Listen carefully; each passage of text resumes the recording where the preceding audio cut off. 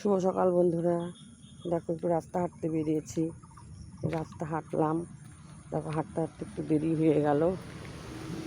দেখো কি রোদের তেজ, সূর্য মামা দেখো উঠে গেছে।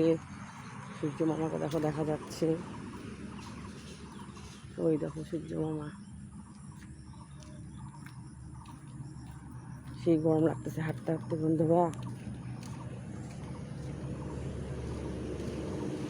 এখন যাবো বাড়ি গিয়ে সব কাজ সারবো।